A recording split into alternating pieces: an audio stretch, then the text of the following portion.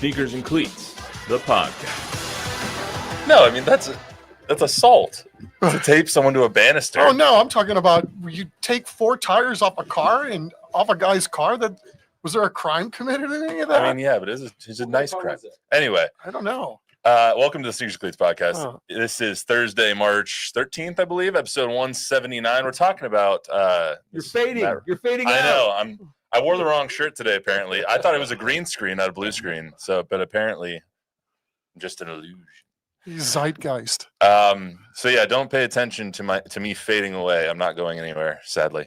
Anyway, we're talking about the Spurs prank on Stephon Castle yesterday. He walked out to his car, which is a Toyota Supra, by the way. Oh. And all 4 of his tires were missing. They were. I mean, it's just a little prank. Okay. I mean, you don't like it. I don't know what to make of it. No, that's not that I don't like it. I just thought it was a veteran move that I didn't see Chris Paul or Harrison Barnes. Well, yeah, it was in that picture. It was obviously them and De'Aaron that did this, and maybe not Chris Paul, but De'Aaron was asked about it. He was like, hey, he's got it pretty good. We just pull a little prank on him. He's just driving a Toyota Supra. I mean, don't you expect him to have a better sled? I kind of like the He fact drives that what he drives, man. he's a humble cat and he's working his way up. But apparently, somebody doesn't think he's done enough rookie chores around the room because he got the treatment last night. I mean, I always thought it was funny. I'm one of those guys that I remember when Tim Tebow was a rookie and they made him get the Friar Tuck haircut. And so he was bald up top and just had the hair around the sides. I think that's funny, but they've gotten rid of all that in all the sports pretty much. So there's no more rookie hazing. So I guess you get a prank pulled on you every now and then. But like I said to you in the other room, I would rather be Stephon Castle where all 4 of my tires are missing than be the I think it's Jordan Tyson or someone on the Cavs whose car was filled with popcorn. One is so much easier to fix than the other. There was the best prank I've ever seen was back in the day by the Spurs, and we were coming out of a shoot around, and Malik Rose had his Mercedes-Benz, and everybody's leaving practice, and it just catches my eye. There's this Mercedes-Benz with Oreo cookies unscrewed and literally front to back. It was a row of Oreo cookies from the back of his hood to the front of the car and to the back of the trunk to the front of the hood. It was the funniest thing ever. And then so we circled back. The guy I was working with that day had already taken off, and luckily one of the TV camera guys was there that morning. I said, please, man, I'll do anything. Can you please shoot this? Let's wait for Malik to come out. This was before camera phones. And it was one of the funnest pieces that ever turned out happening, or that we were able to ever spin out, in my opinion. It was good, clean fun. Turns out it was Danny Ferry and his kids must have bought a case full of Oreo cookies and unscrewed them and put them all over his car. All the little cream filling was melting on the wax of his car. Did they eat some of the Oreos? No, they were nowhere to be found. They got the heck out of there. And Malik was pissed, but he was very. I think that's the worst joke. That's a waste of Oreos. Yes, that too. That's a crime that was committed. Okay, yeah. The waste of Oreos. Anyway, so this is one of the next 4 days, and next week, Thursday to Sunday, are 2 of my favorite 4-day stretches in the entire year because of conference tournaments and because of the NCAA tournament. So we're in the middle of what is some of the best time of the entire year when it comes to sports. We will not be getting into a lot of college basketball today, but I do love today and basically the next 3 days because I'm planted on the couch watching a lot of college basketball. And the HBU All-Star game will be on the CW on April 6th. Absolutely. On the Sunday between all the games that are going on in the Dome. Yeah, big day or big week in San Antonio. Who's your early pick for the winner of it all? Well, Cooper Flagg just went down with an injury, so that's going to be we're going to have to keep an eye on that one. I don't know. There's a lot of Auburn, Duke, or Houston, or the field, and something weird always happens. I kind of like Florida. They shoot the lights out and just one play thing really that well, remains the same every single year is that whoever or whatever my bracket looks like, choose the opposite. You go the opposite, and you're going to be absolute gold. I'm not going to be here on Monday, but I'm going to get it. I'll make sure to get the brackets, the online bracket challenge to everybody. I'm usually done by Friday afternoon at 11 a.m. I'm usually done at like Thursday at 12, so it's not good. Is the women's bracket going to get as many eyeballs as it did last year? No, absolutely not. I don't know if UTSA gets in somehow by some miracle. Nationwide, no. Although I don't think I still am not trying to. I'm still trying to figure out how UTSA and the women's team with 4 losses. I don't care what RPI or whatever measuring Net stick that rankings. they use. Yes, the NCAA zoning, whatever it's called. I don't get it. How can you not make a national tournament when you're just outside Power 5? You won your regular season. So hopefully they get a break and they get in, because that's nonsensical if they don't get in. Yeah, I don't know how you go 26-4 and don't get into the No, that NCAA makes no tournament. sense on any level. There's not 67 better teams than the UTSA women. 100%. Anyway, let's get to the normally scheduled programming here. We're going to talk a lot of NFL and NFL free agency today. Not so much the Spurs. Keep that for Monday when Zach is hosting for me. Remember to subscribe to the YouTube channel News 4 Fox SA. Download, rate, review the podcast version if you're so inclined. Cowboys have been kind of wheeling and dealing this week, a little bit more than Jerry Jones wanted to let on. This is a little bit. I think this is what we kind of had in mind for selectively aggressive. They've made 5 external signings, 2 trades, not like blockbuster trades, but trades to fill some gaps. So we'll talk about all that, plus the moves that still need to be made after a surprisingly active week for the Cowboys. And we'll get into the Texans, who have really been making moves. Haven't made a lot of huge signings, but massive trades, especially along the offensive line, which has been a complete reset as they try and keep CJ Stroud off of his backside, as they didn't do last year. Plus, what these guys are now looking like they're going to be doing in the draft because of the signings that they've made in the free agency period. So we'll start with the Cowboys. Chuck, when you look at everything that they've done so far, I think they made 9 re-signings. They have 5 external signings and 2 trades so far. What do you make of what they have done thus far in the trade or in the free agency process? For the most part, I like what they've done bringing their own guys back. They've let some guys go that I think they're going to miss. Well, I'm sure get into that a little bit later on. And then as a whole, the moves that they've made minus 1 are roster moves where they're filling in the back end of their roster. So they're getting guys on the free agency market that they're going to sign in the hopes is that they can fill in, but only if there's not somebody better in front of them. Like building depth. Yes.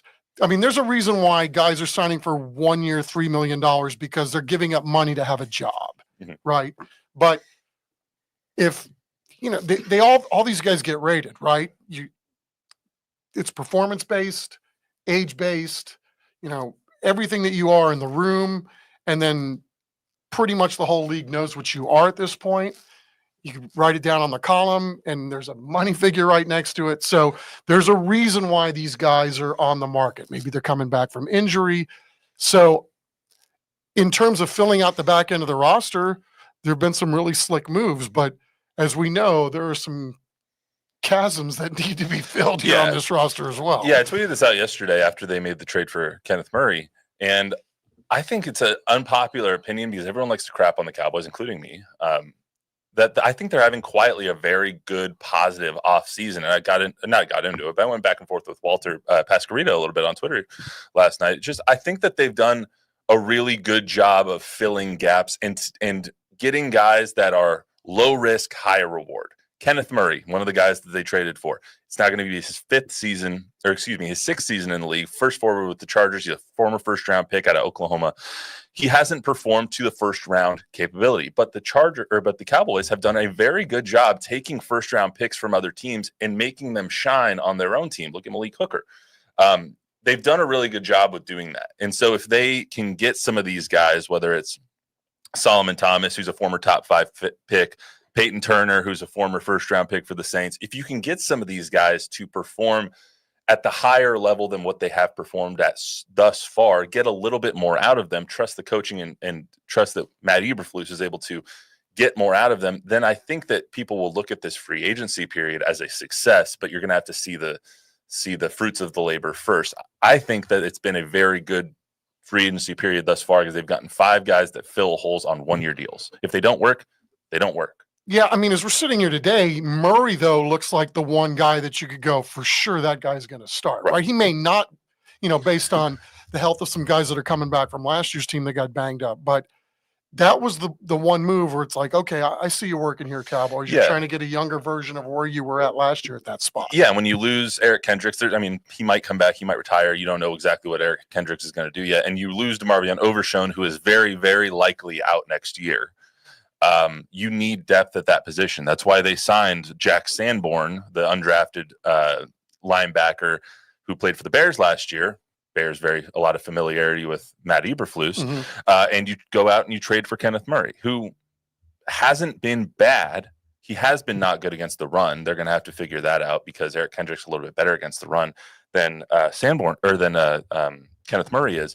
But it's a guy that you got for a 6th round pick, him in a 7th round pick for a 6th. It's very low risk. He is being paid $7.5 million next year, which I'm surprised that they're going to pay that, but that's a whole nother conversation. But they've made moves like him. I'm just going to go through them real quick. They've re-signed Osa Odighizuwa, which was the massive move that they needed, the $20 million a year move. They re-signed special teamer CJ Goodwin, who is one of those glue guys, especially on special teams, that you need on your team. And he did a great job last year. Same with Wanye Thomas, who provides you a little depth in the secondary and is a good special teamer. Brock Hoffman might be your starting right guard next year. He's earned that right the way he performed after Zach Martin went down for sure. Yeah, right now they have the starting offensive line is Tyler Guyton, Tyler Smith, Cooper Beebe, Brock Hoffman, and Terrence Steele. It's, decent, but you still need some depth on that spot. For sure. Tyrus Wheat, who is a good depth piece at the defensive end level. Marquise Bell has earned some playing time after how he performed as an undersized linebacker when they were super dead in depth last year. And then you have your long snapper. And I know you want to talk about Kevontae Turpin. They re-signed Kevontae Turpin this week as well. 3 years, $18 million, a guy out of the UFL who has earned the money that he's going to be paid. Yeah, this is still like it to think of where this came from, or, Kevontae Turpin in my own mind, and watching Kevontae 2 years ago when he was at OTAs. And I think I've told you the story before where he was running around at one of the wide receiver spots, and like he wasn't running crisp routes. He wasn't running the right routes. And I'm thinking, geez, how is this guy sticking around on this team if all he can do is return kicks? But obviously the Cowboys knew more than we did. They knew that, maybe in some areas he's a project. I think, he still doesn't run the greatest routes, but if you get the ball in his hands, he's tough. He's electric, obviously. But, for as small as he is, he's strong as an ox. He doesn't go down easily. And, his energy, like even when you're talking to him, like everything he does is on joystick level. He talks fast. Everything he does is at a high rate of speed. It's great to be around a guy like that, pretty much a self-made man. Yeah, all these guys have talent, right? They wouldn't be where they're at. This guy has turned himself into an NFL player, a 2-time All-Pro. How can you not like that story? Literally coming from out of nowhere. Yeah. As the USFL MVP. Yeah. Where I'll give Mike McCarthy and Brian Schottenheimer a lot of credit the last 2 years is that they've learned and tried to use him in different ways. You see that he is a great punt returner and a great kick returner. How can we use those abilities that he has as an electric punt and kick returner and get that on our offense, whether it's an end around, whether it's getting it out on screens, a tunnel screen, or a bubble screen, or however you're going to get him the ball? They've done a much better job of integrating him into the offense and trying to use those abilities. And now you see he's going to be doing those things for the Cowboys for the next 3 years. And and he also does a lot of things well, but they don't ask him to do things that he doesn't do well. You know what I mean? Yes. Like they don't ask him to go be 6'5" and 250 pounds. He's a very small dude. I've interviewed him a couple of times. He comes up to like here on me, and he's not large. Everybody comes up to there on you. Fair enough. Fair. No, he is not a large guy, but he is an electric returner. He is liked in the locker room from all all indications, and he's a good piece to a building team. And he's the highest paid special teamer in NFL history. So well done, Cavante Turpin. It's a great story that's still unfolding. Not just a special teamer, though. He made his pay as a wide receiver last year, too. I mean, he was getting 2 catches a game, but it seemed like every time he had the ball, he was a threat to go 90 yards. If nothing else, he creates opportunities for others because he will command attention because of his ability to create separation in a lot of different ways. And the Cowboys had good special teams last year. They kept together basically their whole special teams unit, keeping Goodwin, keeping Sieg, their long snapper, Brian Anger, their punter.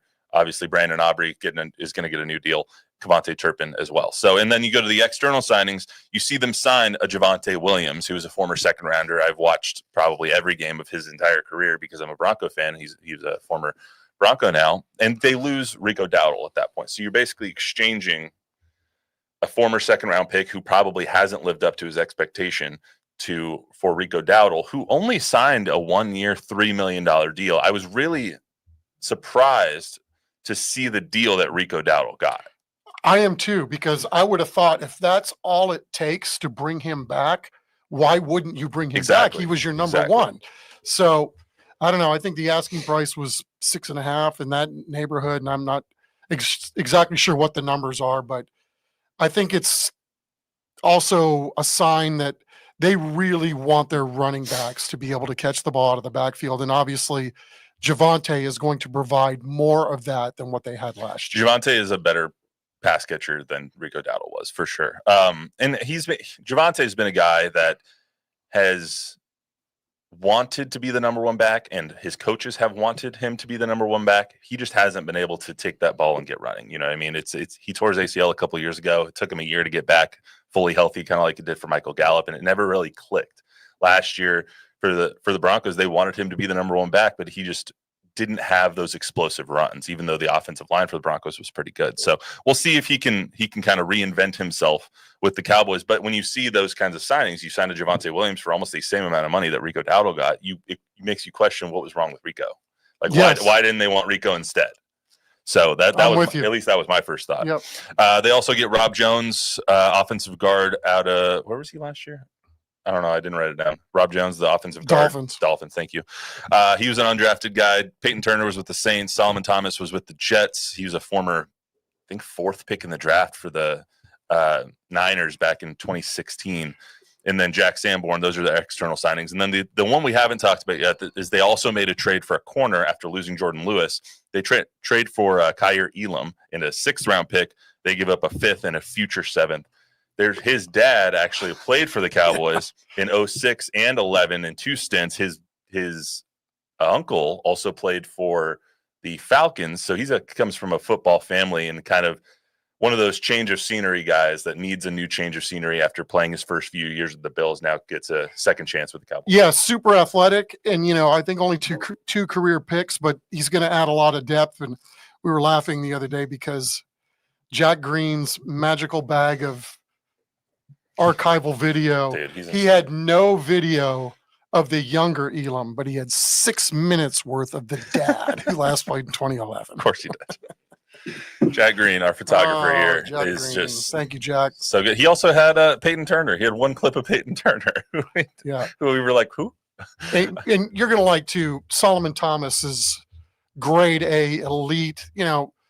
Veteran defensive lineman. He'll be a great rotational guy for them, but Stanford guy, Dallas area guy, and he's really championed suicide prevention. His sister committed suicide, and he has that in common with Dak, who lost his brother, and he's been very, very open about it. And we did a piece with him 4 years ago, and if you get a chance, we've got it on foxsanantonio.com. I mean, he's really a sturdy dude, and allowed himself to really open himself up to how he was managing all of this and with his parents and, where do we go from here? And I mean, he's really been a bright light in helping a lot of people, not only prevent suicide, but, helping those that are trying to deal with, a loved one that may have done that. So, I mean, he's a good dude. Well said. And talking about the guys that are now leaving the team that were not re-signed, one of the big ones, obviously, is DeMarcus Lawrence. We talked about Rico Dowdle already, Chauncey Golston as well, Chuma Edoga going to Jacksonville. The two that really stick out are Jordan Lewis and DeMarcus Lawrence. We talked a little bit about Jordan Lewis on Monday. he deserves to be the highest paid nickel in the league. He's a great dude. Great interview as well.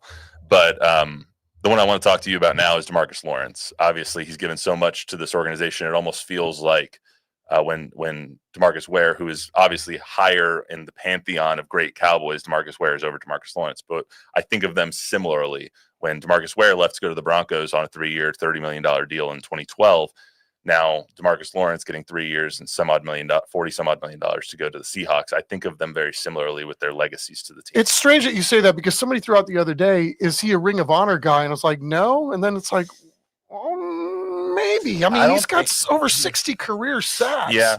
I mean, who doesn't like that guy, right? Who doesn't like talking to him? He's going to tell you straight. Even when he's angry, his sound is great. And he tells it like it is. And he plays like that too. He's all business. And, I kind of made reference to this last night. I mean, when healthy, and obviously he wasn't last year, but there's still a dude in there when healthy. I mean, that season opening game in Cleveland last year, the one I went to, you could not take your eyes off of him. I mean, he was an eyelash short from having like a 4-sack game. Yeah. But I mean, he lived on the other side, and there were a lot of guys that got fat in that game, padding stats because he was on the field. There's a lot of dudes still left in him, and the Seahawks paid him accordingly. Good for him. I mean, go and cash in and, see if you can help turn things around up there. I mean, that presence in the locker room, that kind of a dog will be missed. It's just like Jordan Lewis. You can't replace those kind of guys that are leaders and then, really will give you their blood, sweat, and tears and just about everything else when you lace it up on Sunday. To your point, though, against in that game, I think a lot of people this season kind of padded their stats against the Browns. So come on now. That was when they were at least whole. Yeah, I don't know if that made them any better. I mean, of those 5 moves, the Rico Lawrence, Jordan Lewis, Chuma Edoga, and Chauncey Golston, the 5 major losses that the Cowboys have suffered so far, which one is the most consequential to you? And you can take into account who they've gained as well. I don't know. I mean, I think it's a tie between Lewis and D-Law. That's such a cop-out. It is. But, I mean, they're thin. They're thin on the D-line, and they're trying to build that back. So not having a guy that's been there and kind of been the anchor there. I mean, I know you got 11 coming back, and that's a lot. But that to me, it's going to be that's going to be a huge void. I know they had to figure it out last year for all but 4 or 5 games last year without DeMarcus, and Jordan Lewis is the same way. I mean, the thing I learned about Jordan Lewis is that I tried to do a story with him about, when guys get hurt, usually they lose their standing in the locker room, right? If you're not there, you kind of get knocked down a little bit lower. And when he had to go through that foot recovery situation, but it was very clear that even when his foot was mangled up and he was on his way back, there wasn't any ounce of respect in the room or leadership that, he didn't abdicate anything while he was gone, in other words. And so I think they're going to have to figure that out too. He's a very, very another sturdy guy. That's the only way I can process it, because there's just so many layers to him as a ball player, and it's going to be missed. They got good corners, yes, but Jordan Lewis, there's a little more there. Yeah, I think Jordan Lewis is the most consequential of those 5 guys that are now no longer here, mainly because of the depth. I mean, Trayvon Diggs, we don't know when he's going to be healthy. Theron Bland was out most of last year, is now healthy, but you don't have that third guy. Andrew Booth is, he was drafted before Kyer Elam, and now you're trading for Kyer Elam, who hasn't had the best career with the Bills. You're trying to reinvent this guy and make him into Jordan Lewis when you had Jordan Lewis in your building already. You know what I mean? So I think that you're kind of playing with fire a little bit when it comes to your secondary depth. However, I don't think any of those losses are going to have a profound effect on the team. They were 7-10 with those guys. So I mean, what are they going to do without them? Go 5-12? Well, that's true, but I mean, D-Law's hurt. It takes it takes a whole roster to win football games, and they were pretty depleted too. So that's something to do with it. Overall, I like what they've done. That allows them to be the best draft best player available in the draft, which tends to be what they do anyway. But now I'm really curious to see what they do at number 12, because it could easily be an Ashton Genty. Could easily be a Tet McMillan out of Arizona, or a Luther Burden, or Matthew Golden, bring him back home to Texas and send him up to Dallas, or an Isaiah Bond. It could be one of those skill guys, or they do what the Cowboys have tended to do, and they draft offensive line in the first half. Yeah, I mean, it's not like they haven't drafted a running back in the first round before, right? So you could see that happening now, because you damn sure need a running back now. You thought you needed one last year. Well, you really need one now. Yeah, absolutely. So, we'll see how they decide to pair it. Their running back room right now is Javonte Williams, Deuce Vaughn, and Malik Reed. Or why am I forgetting his name? Because he never saw the field. Probably, yeah. Three guys that didn't see the field. I couldn't tell you what it is. Yeah, past Deuce. Anything on the Cowboys, Bob? Well, the commenters are calling you Casper. Yeah, that's good. That's and good. Hanover Fist says, hey, you put that in my super? Yeah. And not just because you have a see-through shirt, but because you need to get some sun and play more golf. I plan to. I'm on vacation until next Wednesday, so I plan to do both of those things this weekend. Okay, good. Hanover Fist, who has I've seen him in the comments quite a bit for the podcast. So hey, thanks for tuning in. For being thanks, Hannibal. Returning Hannibal Fist or Hand-Over Fist? Hand-Over. Hand-Over Fist. Oh, Hanover, Germany. Did you call him a cannibal? He just said it's a Hannibal. I thought that's what he said. I'm deaf. Anyway. He just said he agreed that Jay Lou was the heart and soul of the secondary. Yeah, 100%. He was the only mainstay in the secondary, because you had Trayvon and Deron Bland basically getting injured at separate times. All right, I'll go with Jordan Lewis over D-Law, only based on availability. Twist his arm. Right. Well, now that I had time to think about it. So. Last thing I want to get to when it comes to the Cowboys, Cooper Kupp, now a free agent. I would love to see the Cowboys sign a free agent wide receiver, whether it's Stephon Diggs, Amari Cooper, Cooper Kupp, Keenan Allen, Deontay Johnson, probably not Deontay. He seemed to have some issues in the last couple of years.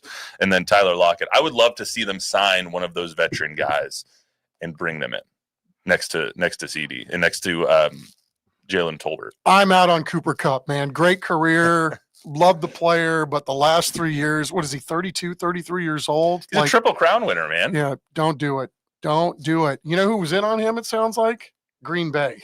That's like, okay. Green Bay isn't in on any receivers that they don't draft in the second round. Oh, so, jeez, dude. Yeah. I would love to see them sign. Keenan Allen's not a bad option, though, as long as he needs to. I mean, if you're going to go the veteran route, I mean, I don't know what Diggs' knee situation is going to be like by the time the season rolls around, but man, he sure was good for Houston, and it sure looked like there was still a hell of a lot of gas left in the tank. And full disclosure, I did not see many Seahawks games last year, so I don't know what Ty Lockett's got left in the tank, but I sure enjoyed watching him kind of sneaky, and his career has been fantastic. Hey, toe tap artist, Tyler Lockett, man. Yeah. He's made a lot of big catches in his yes, career. He has. So let's talk about the Texans here for a few minutes. So no team has been more active, it seems like, than the Houston Texans, especially when it comes to the trade market. Huge trades for Christian Kirk, who they got pretty cheap because of his salary. Christian Kirk now gets to replace Stephon Diggs, who is no longer on the roster. Trading away Laramie Tunsil is the one that grabs all the headlines, trading him to the Commanders, not getting a huge haul back when you gave up a huge haul to get him a few years ago, plus a giant bag of cash to Laramie Tunsil a few years ago. You trade for CJ Gardner-Johnson from the Eagles, and you trade for today offensive guard Ed Ingram from the Vikings. The Vikings have obviously been remaking their offensive line. I just got a notification that they're going to be releasing Tyler Bradbury, their center, if they're not able to find a trade partner. So when you look at all those deals, I think Laramie Tunsil gains the most headlines, and rightfully so. Yeah, I mean it's a heck of a deal for him. I mean, it's a heck of a deal for him, and it's a heck of a deal for the Texans to get rid of that contract. I mean, we watched the Texans last year. Where did they have problems on the offensive line? I'm not saying that Laramie Tunsil hasn't earned every nickel that he's ever made, but if you can get that contract off the books And they did, and it looks like they're nuking their entire offensive line. Well, I mean, for good reason, though, right? Like, Yeah. the Texans' offensive line was 22nd in pass block win rate last year, 31st, next to last in run block win rate last year. And you basically would just had Joe Mixon running into a brick wall every time And he still got the ball. his. And then you had CJ Stroud, who's been sacked 90 times in the last 2 years. Like, you're going to have another David Carr situation on your hands if you don't protect him. Like, he got sacked 52 times last year. Some of them were his fault, not all of them. 52 times is a lot for a playoff team and a quarterback who you're trying to develop.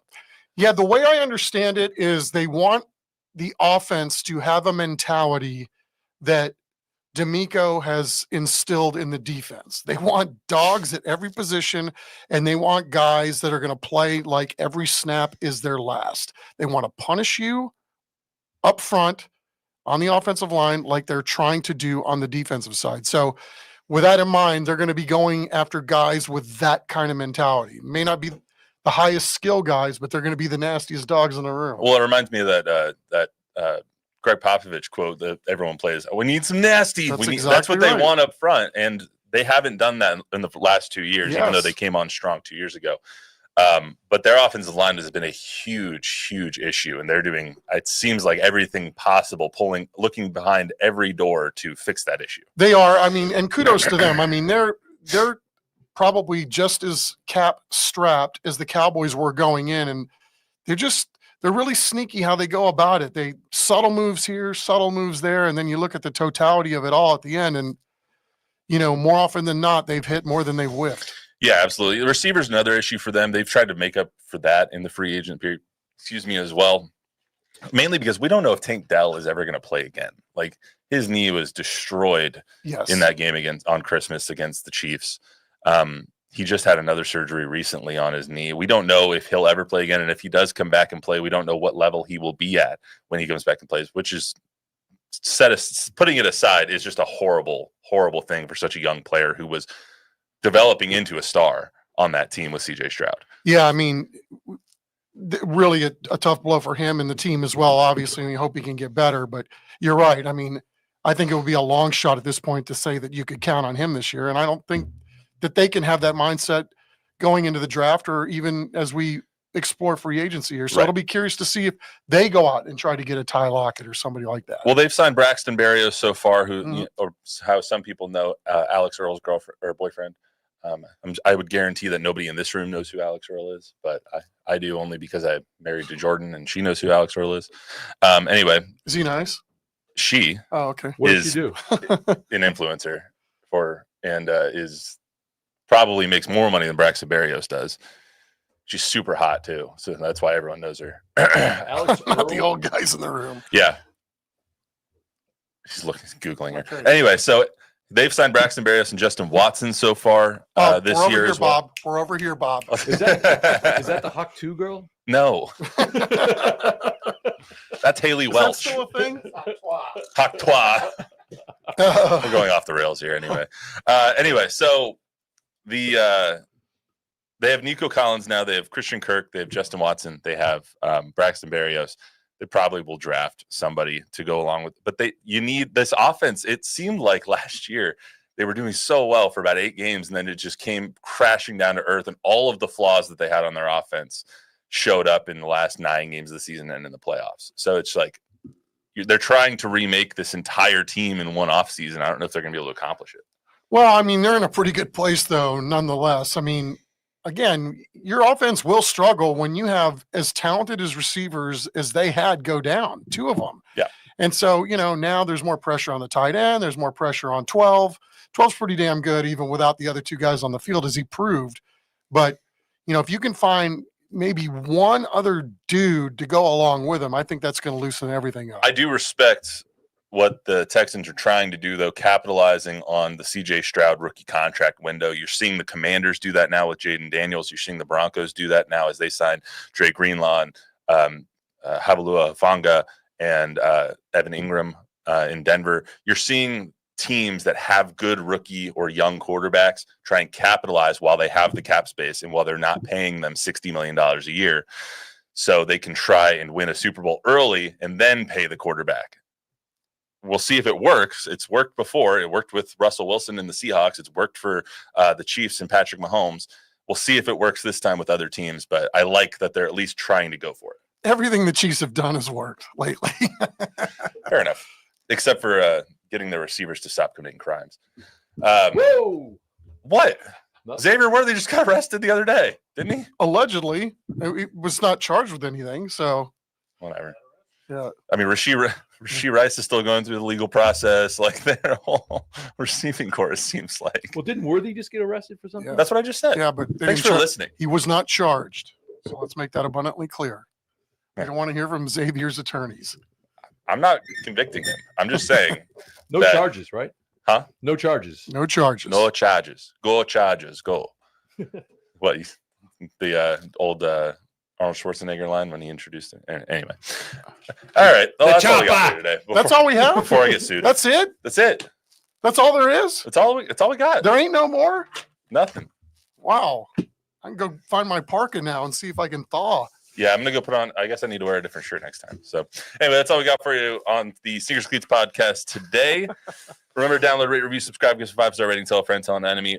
Zach, Chuck, and Don will be back on Monday. I will see you next Thursday. Where are you going? I'm going back home, Palm Desert, Palm Springs area. See my family for this weekend. So Oh, have fun. it's gonna be gorgeous too. It's 65 and sunny.